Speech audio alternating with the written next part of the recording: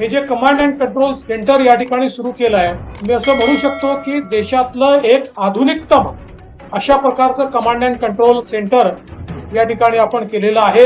आणि म्हणून मला अतिशय आनंद आहे की आज या ठिकाणी मुद्देमाल वाटण्याचा कार्यक्रम आपण केला आणि निश्चितपणे त्यावेळी प्रत्येकाच्या चेहऱ्यावरचं जे समाधान होतं, मला असं वाटतं की पोलिसांच्या सेवेमध्ये सगळ्यात मोठं समाधान हेच समाधान आहे की कोणाला तरी आपण न्याय देऊ शकलो. आणि म्हणून मी नागपूर पोलिसांचं मनापासून अभिनंदन करतो की तुम्ही हा अतिशय चांगला कार्यक्रम या ठिकाणी घेतला.